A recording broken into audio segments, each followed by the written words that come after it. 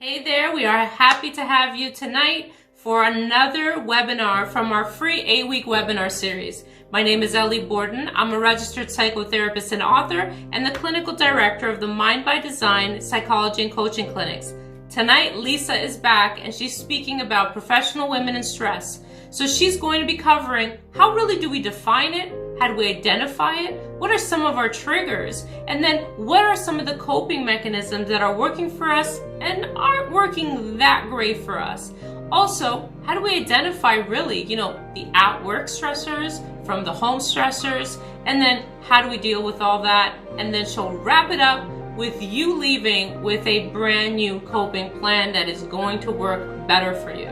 So stay tuned and remember, at the end, I always have a bonus for you. I almost forgot. Before we get to Lisa, I have another bonus for you. Dr. Larissa Shevchuk is back to throw some knowledge our way. And so, please take it away. Professional women in stress. I'm Dr. Larissa Shevchuk, leading nervous system specialist, chiropractor, and registered nurse. Why is it that professional women in stress are so linked together? Why is it that we experience so much of it and so much over exhaustion and burnout? Stress is something that actually drives us to perform. And as a professional women, we're driven, we're ambitious, we want to get done more. We also operate in a masculine world, and we're feminine energy and feminine physical body. Physical body that is of a woman undergoes changes every single day. Every 28 days, your body is going through a cycle called a menstrual cycle. So your temperature changes. The hormones that are being excreted in your body change. The lining of the uterus changes. The lining of vagina changes. There are a lot of changes happening. When we're trying to perform the same way every week, every month, because professional women, we set goals and we operate within the 12-month cycle, which is very masculine. Beginning of the month, things start, end of the month, deadlines, things finish. While we as women live in that world of 12 months, which is masculine, we are feminine beings undergoing a cycle of our own, of our physical body. And there will be 2 weeks of your cycle where you feel less energy. And the last week of your cycle, you actually need to rest more and recuperate.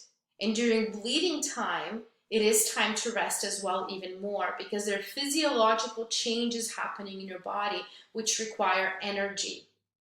And if we try to perform steady, like every day you get up at 6 a.m. and every weekend you have a workout, this might lead to burnout.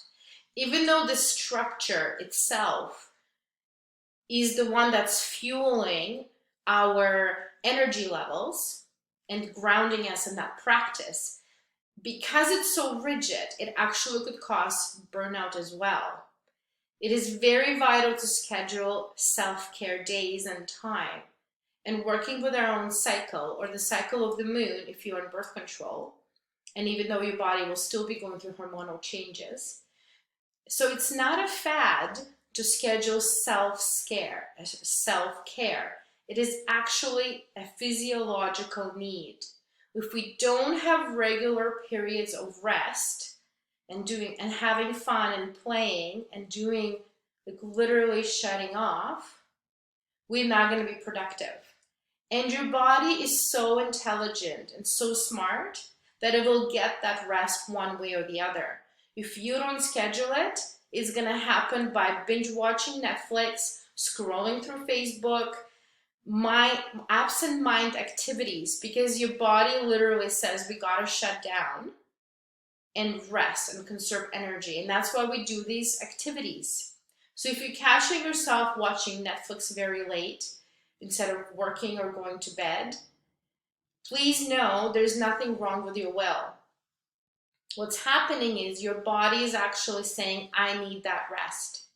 So what I recommend to do is weekly to look back at your week and to see your to-do list and see where you didn't get it done, not as something is wrong, but actually being like, oh, I know myself as someone who can get things done, and I'm dropping the ball. It actually might be an indication I need more rest. And then look at your schedule and see, did you have fun activities throughout the day? 15 minutes of a fun activity that you love doing, maybe reading a book or dancing to a song. 15 minutes a day, you deserve to have something fun that you love, love, love. And as professional women, we often put everything else as a priority. Somebody else's needs come first, including our business. This is the time to schedule 15 minutes a day of your time. And reading a book is an amazing activity to do. They do say that leaders are readers. And as a professional woman myself, I start my day with 10 minutes of reading a book. 80 to 90% of my days start like that. Not my phone, playing with my kids, and then actually reading a few pages in a book. Because I know I'm giving to myself, and I'm starting my day with my hormones in a happy space because I'm reading and I can take my mind off. I highly recommend reading, and if it's not your thing, pick something that you really like doing and make sure you do it daily. When you look back at your week, anything that gets missed or things go to everything falls apart. Really look if you had rest scheduled and care scheduled, especially if you're in your last week of menstruation. That is the week to do less appointments, less bookings, really just doing your core. We definitely need to have our core that always gets done. And then there is a week when there is less things that we're doing. A lot of successful coaches and professional women on their top game utilize that system. For example, if they're a coach, they would see clients for the 3 weeks of the month and the last week is off. It's called flex week, where they relax and they do less. And they'll schedule their appointments, their hair getting done or their nails getting done, their teeth getting done, having a massage. So then monthly, you have that flex week where you actually schedule things versus adding them on top of what you're already doing. If this is calling your name, I have a Facebook group where we follow the moon cycle, where I give prompts to keep people present to the energy of the world at the time. It's called Moon Energy Club, and you're welcome to join it.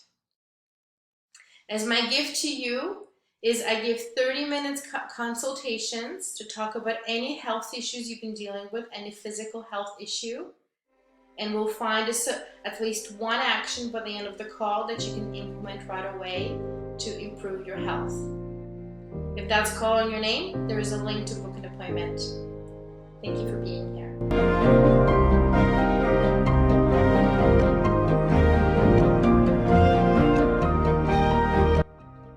Hi, I'm Lisa Bynoe-Stevens, and welcome to my seminar called Stress Relief. It is a seminar designed for professionals to reduce the amount of stress that they're feeling and experiencing in their lives. I am a counselor and therapist in Ontario, Canada, and I've thoroughly enjoyed over the years working with professionals in all types of work and from all different backgrounds. And so I dedicate this seminar to each and every last one of them. And so for you, if you would like to reach out to me at any point in time to provide feedback or to ask me questions or to provide comments about this seminar, you're welcome to do so. My email address is lisabynoestevens@gmail.com, lisabynoestevens@gmail.com. You're welcome also to look for me on Facebook and on LinkedIn and connect with me there. But welcome. So let's start. I'm going to show you the objectives for today's seminar. And so what I'm hoping is that during this seminar, you'll be able to define the concept of stress and what it looks like in your life, and that you'll be able to adopt a tool to measure the amount of stress that you're feeling at any point in time, and that you'll be able to discover at least 3 coping strategies to reduce the amount of stress that you are feeling in your daily routines or during your daily routines, and that you'll be able to leave this entire workshop today with a stress reduction plan that you can implement on a weekly basis.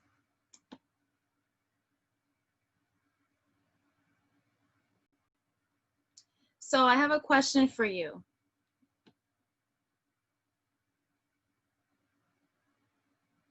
What would be more stressful, living a life with or without goals?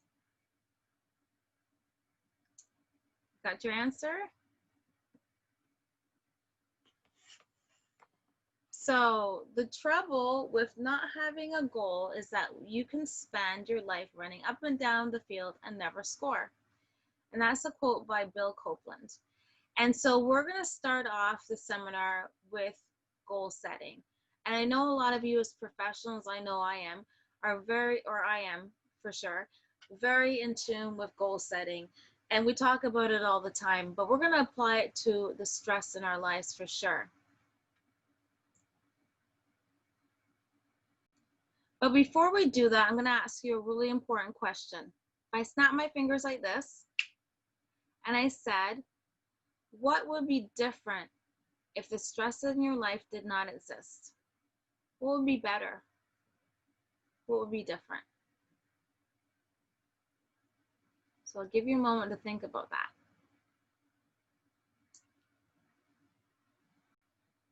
So I know you have that concept in your mind right now of stress not existing in your life. I gave you a moment there to jot some notes down. And so in goal setting about stress, we're going to have that whole picture that you just created in your mind. And we're going to talk about goal setting. What on earth do you want as your stress-related goals? Okay, so I'm going to share a screen with you. And I know when a lot of you look at the screen, you're going to be like, yeah, Lisa, I know that. As a professional, we all know this. These are SMART goals. SMART goals, typically speaking, have to be specific, measurable, achievable, realistic, and timely. So when you're thinking about creating your stress-related goals based on that marvelous picture that you just came up with, I want you to think carefully and jot down right now some specific, some measurable, achievable, and realistic and timely goals with regards to stress. So I'll give you an example. It'd be great to say, you know, Lisa, I really want to get to bed earlier, right? So in terms of what SMART goals are, that's not specific enough. We can't really measure that. Is it achievable? Perhaps. Is it realistic? Should be. Is it timely? Not really. It doesn't, so you see, it doesn't really match a lot of the criteria of SMART goals. So if I took the same concept and I said, okay, I'm going to have a SMART goal related to getting in bed earlier, it would be, I'm going to get to bed by 11 o'clock every night from Monday to Friday. So from Monday to Friday, I'm going to go to bed go to bed around 11 o'clock, right? So that definitely meets the criteria of being specific because it names the days, it names the time. So we got timely in there for sure. It is measurable because we have a time frame there of being Monday to Friday. And you can also kind of measure, you know, close to 11 o'clock. Is it achievable? Well, I would say so. But however, I would still question, because as soon as I said it, I questioned myself. Is it really achievable and also realistic for me to think that I'm going to go to bed by 11 o'clock on a Friday night? Probably not. So you see how it's important to look at goals and to make sure they are SMART. So I'm going to give you some time right now to consider the marvelous stressless picture that you created when I snapped my fingers like that and asked you that awesome question about stress not relating in life. And I'm going to give you some time to think of some specific measurable, achievable, realistic, and timely goals related to stress in your life and reducing it. So you have about, I'll give you about 15 minutes to do that.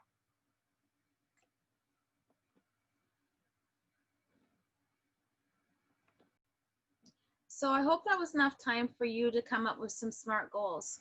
What we're going to do right now is to actually look at what stress looks like in our lives.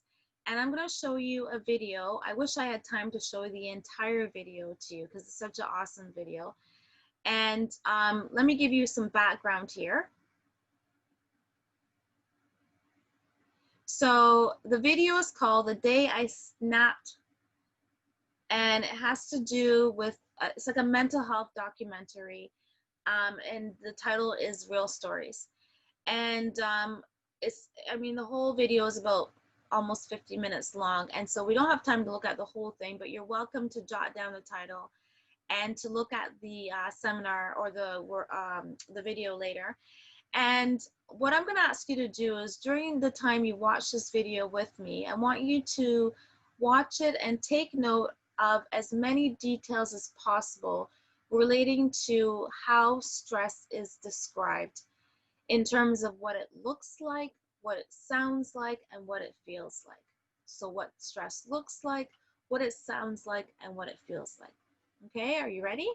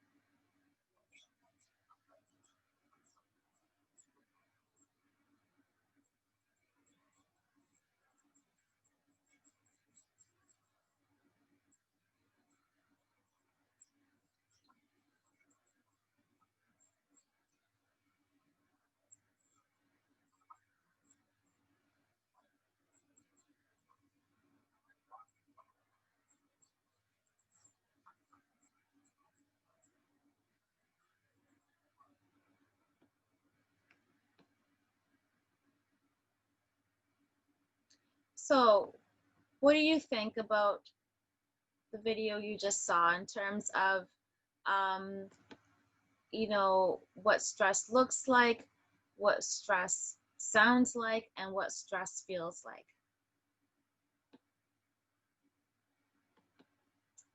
Well, when I look at the video, I see like visible signs, even on the people that are talking.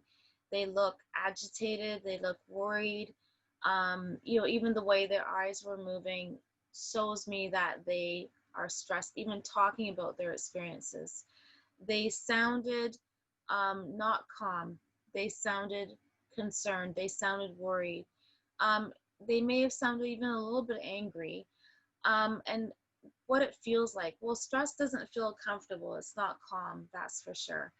And so I hear and I felt all those things in what I just heard and saw. And you know what? It has a sense of feeling sad as well. Almost like there was a lot of hope and a lot of potential lost. And some dreams that may have been dashed to the side. So that's what I'm picking up. I don't know what you're picking up in that seminar for sure. And so based on the video, let's come up with a definition of stress. So stress, in terms of what you read in the dictionary, is defined as a physical, chemical, or emotional factor that causes bodily or mental tension and may be a factor in disease causation. It's also a state of resulting from a stress, especially one of bodily or mental tension resulting from factors that tend to alter an existent equilibrium. So that's from the Merriam-Webster dictionary.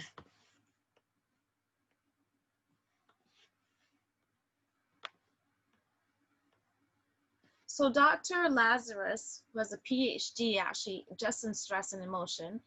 He came up with a new synthesis. He actually came up with 3 stress sources, which I found very, very fascinating.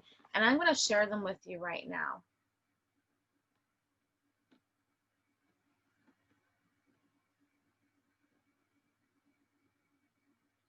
So there they are.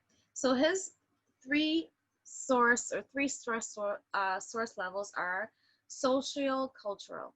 So what's happening in our neighborhoods, what's happening around us in the places that we live in North America and around the globe.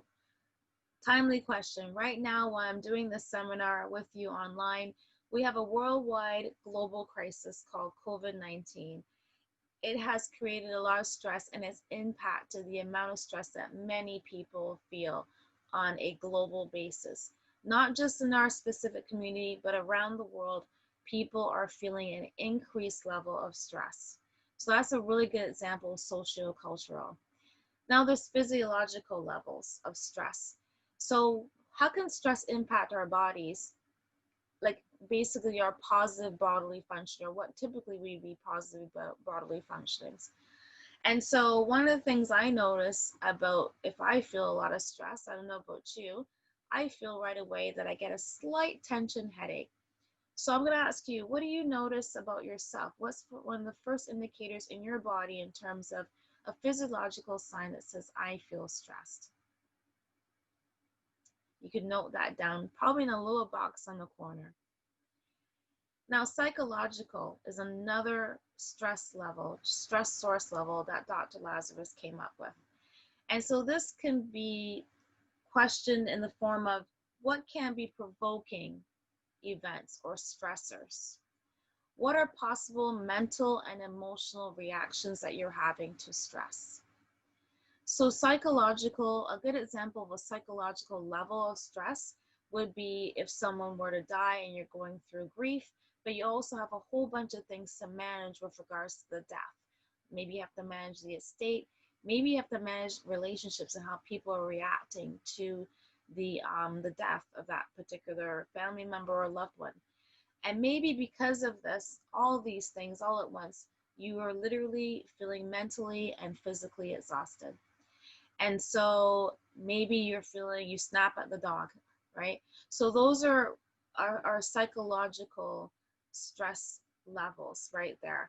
And so those are three really good examples in terms of social, cultural, physiological, and psychological source levels. And so typically if we're live, I would get you and other people to brainstorm. And if you're there with some people watching, that's even fabulous. That's even better. But you know, why don't you brainstorm right now on your own in terms of the different types of stressors that you have seen or even felt on your own in terms of socio-cultural, physiological, and psychological source levels of stress. So I'll give you a minute to do that right now.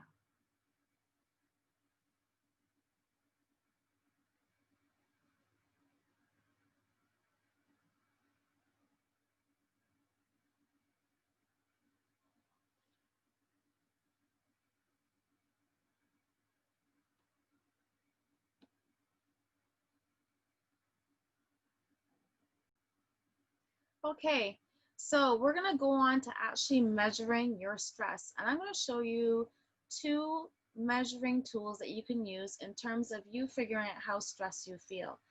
And so the first tool is from the Heart and Stroke Foundation. And it is from their guide, which they have online. So I'm going to show you part of the online guide. The guide is called Coping with Stress. And I used to give these out in my office because it's such a great tool. So I'm going to show you the specific part that you can use to measure stress. So again, this is from the Heart and Stroke Foundation Coping with Stress guide. So this is I'm going to pull it down a little bit, a test your stress index. So I'm going to give you a couple of minutes now to answer these questions. And so the question is, or all these responses are based on the question, do you frequently? And as it's indicated here, you're going to check off a yes or no, or write in a yes or no answer. And then you're going to total your score at the bottom. Okay, so I'm going to give you a few minutes to do that, maybe about 10 minutes.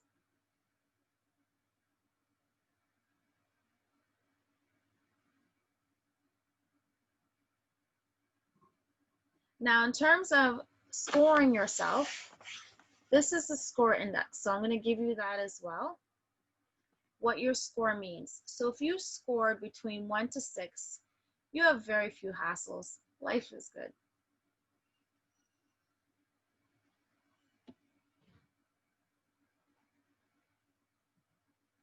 you scored between 7 to 13, you got a good handle on life. If you scored between 14 to 20, that's a warning. And if you scored above 20, then that's a sign for some serious help.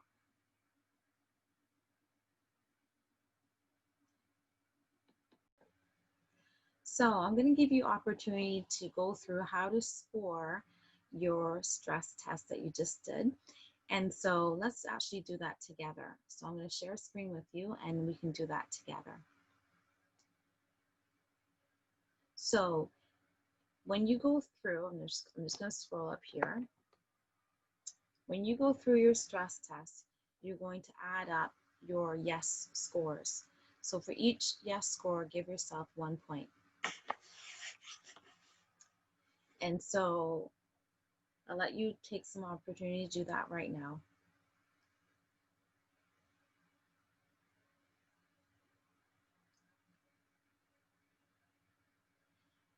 Now, if you scored 1 to 6, that means life is good. You have few hassles. You're just sailing along in life, which is nice. If you scored 7 to 13, that means there is some stress, but you're handling it pretty well. Now, once you get 14 and higher, that means that you do have a significant level of stress. 14 to 20 says that that's a warning zone, and you probably need to employ your strategies or have some strategies ready so that you're able to handle the level of stress that you're feeling. If you have a score of 20 or above, that definitely means that you may need to get some professional help or intervention because you're in the red flag zone for sure. And you might even rethink how much stress or the type of stress that you're having or having to experience in your life. But I would definitely encourage you to get some professional help, whether it's from a counselor like myself or any mental health professional.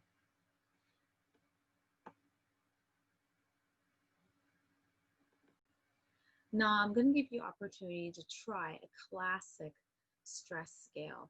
This one has been around since 1967. It's been called the first stress scale. It's very intensive in terms of the amount of stressors that it lists. It's actually pretty good. It was created by two gentlemen back in 1967. And it's really, really good because it shows the type of stressors and the amount of stress that can be attributed to each one. It's almost like it's given or has an idea that certain stressors have a tremendous amount of stress attached to it and others not so much. But it's interesting to see the type of stressors that are listed on here, and it gives us a personal indication of if one particular stressor is on there and we have listed it or scored it as something being significant in our lives, it can actually give us indication in terms of, well, that's why I have so much stress now. So I'm going to share a screen with you right now so you can see what I mean. So this stress scale is called the Social Readjustment Rating Scale. It was created by Holmes and Ray in 1967. It looks like this. So you can probably copy down the link that's located at the top here, Mind Tools. And you can do this online. There's 43 statements to answer. So you probably need to give yourself, I would say, at least 15, 20 minutes to get the scale done. And you can see that as you score yes or no, and it will actually score for you at the end, you can see the death of the spouse is 100 points. Marital related things tend to be at the top. Some other items on the scale are related to work. Then we have, sexual difficulties, so some relationship issues are listed on here. Financial issues are listed on here as well. We go further down the scale and we get to more social related items. Even vacation and Christmas are listed on here as well. And so you can tell that anything relationship based tends to be a high level of stress, or losing someone or anything grief related seems to have a high level of stress associated with it. Whereas going on vacation, we might not really see the immediate stress associated with that, but there is some stress associated for sure. I know for me as a professional, because especially when you're self-employed, when you're going on vacation, you're pretty much trying to cover all bases to make sure everybody is okay before you leave. And you really don't realize the amount of stress that that creates. But then when you get on vacation, you're like, wow, that was stressful. Then when you get back, you have to jump back in and kind of cover or go back to make sure that everything that, everything that happened, that when you're away, you're looking after all those issues, making sure that everything's okay. So there is a level of stress with holidays that we don't even know about. Whereas when it comes to maybe financial issues or losing a special person in our life, we do probably rarely know the amount of stress associated with that. So I'm going to give you some time right now to do this scale. I think it's a really good one to kind of, again, let you see the kinds of stressors that you might be dealing with. So I'll give you about 15-20 minutes to do that right now.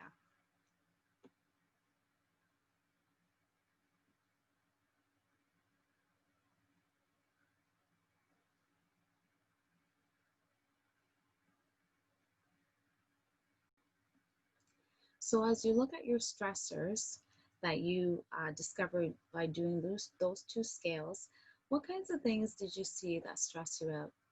I would invite you to go back at the two, or when you look at the two scales, to go back and actually either circle or note for yourself maybe the top 3 to 5 stressors that you can see that are really significant in your life right now. And I also want you to go one step further and take account or take note of whether or not you're dealing with the stress in a positive way, or what we would say in the field of psychology and counseling, and if you're dealing with the stress in what we call a maladaptive way, in a negative way, a not so healthy way. And so you can kind of take note in your own way, whether it's with, using different colors. Maybe blue would be adaptive, and maybe a green would be maladaptive, whatever you want to do. But you can kind of take note in terms of what you're doing or what stresses you're taking care of in a healthy way, and what areas need some improvement.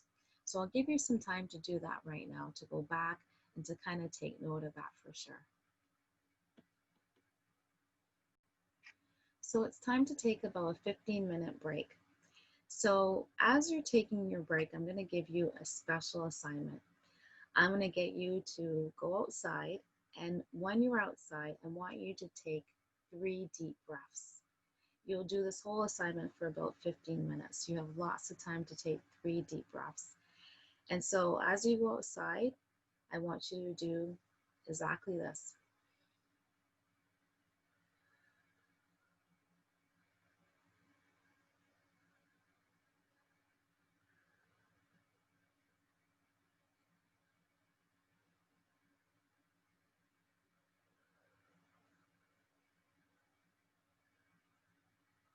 So you'll notice as I did that, I progressively got slower in how I was taking my deep breaths. So I want you to do that just the same way. And as you are finishing up the 3rd breath, I want you to take note of everything around you. What you smell, what you see, what you hear, what you taste, all those things. I want you to take note of all those things. And so, and if you notice something different and special, also take note of that. So I'll give you 15 minutes to take that special deep breath break. So welcome back. So what did you think about your break time? I hope it was helpful. I hope it's something that you can do. I purposely implemented that break time so that you, and the activity associated with it, so that you can see how simple taking a stress relief break can be. It doesn't have to be complicated. I know a lot of times we focus on bigger things we could implement, such as going to the gym 3 hours a day. You know what? Sometimes, that's great. I'm all for working out. I love to work out myself, but sometimes it could be something as simple as 15 minutes. So I hope that whole break time activity was helpful for you. We're going to take everything we've learned so far and go one step further in implementing a stress relief plan. And so I'm going to promote that everything you learned so far, we're going to use in what we call a vision board. And I know a lot of people have heard a lot about vision boards, and maybe you've had an opportunity to create one. So I'm going to promote that you create one in terms of taking all your SMART goals that you created earlier in the session, what you've learned specifically about the types of stressors, how you're doing so far, positive methods that you're using to deal with your stress, and the negative methods, and create a vision board to go forward in a positive way to help you deal with stress in your life. And so I'm going to show you what a vision board looks like for those of you who have never seen one or who have never even tried one before.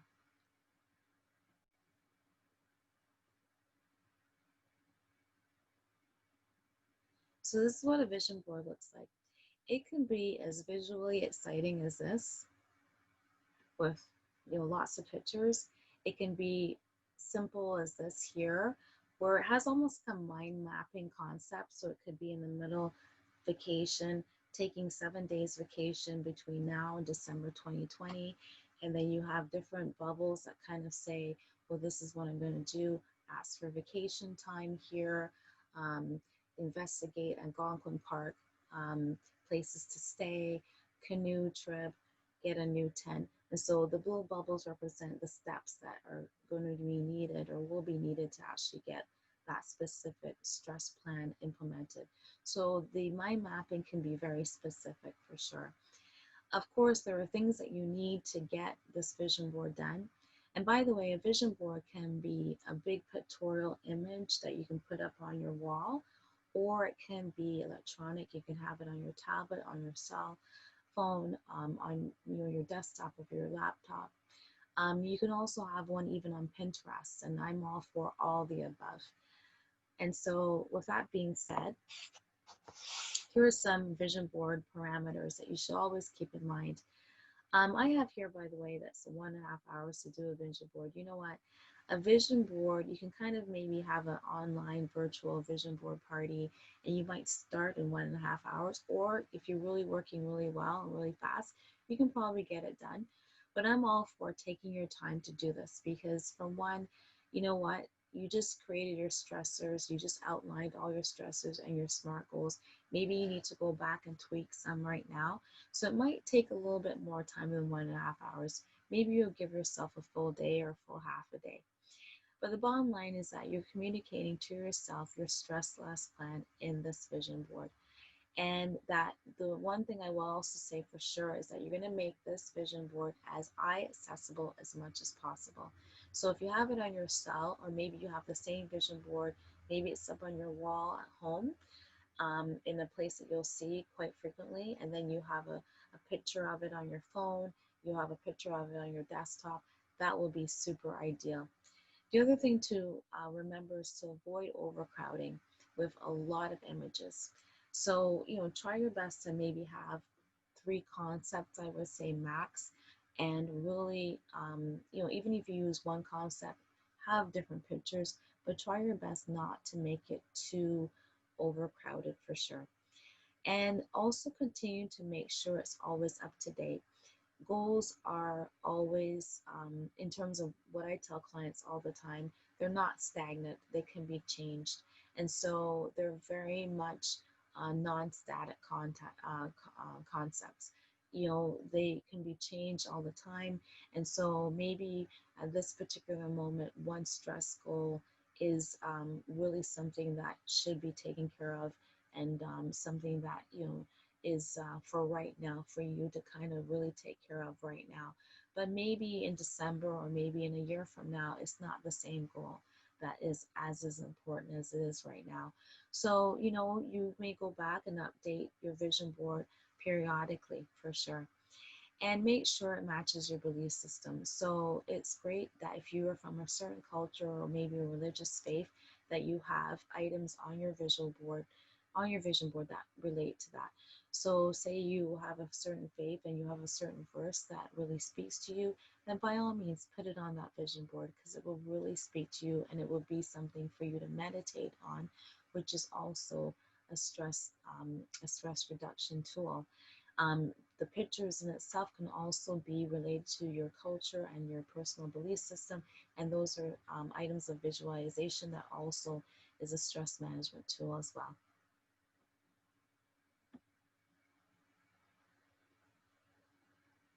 So with that being said, we've come to the end of my workshop, and it was great to spend time with you to help you in your stress reduction plan. And so I'm going to wish you all the best as I say goodbye. Don't forget that you're welcome to communicate with me through Bynoe-Stevens@gmail.com or any of my social media links, whether it's LinkedIn or on Facebook. And keep in contact with me. Let me know how you're doing. Let me know if this workshop was helpful for you and how it was, or if you have any tips or ideas for going forward. And so, as I said, I wish you all the best. Thank you for sharing this time with me, and all the best in your stress reduction plan.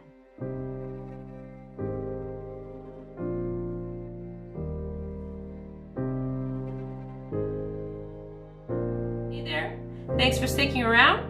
And as a thank you for joining us, you guessed it, Raw Goodies. So every single one of you will get 25% off any Raw Goodies product in relation to self-care and de-stressing. And you can also, by subscribing for our newsletter with the description below, you will be entered to win a Raw Goodies product. We'll see what that will be. Join in. Thanks, and we'll see you next week.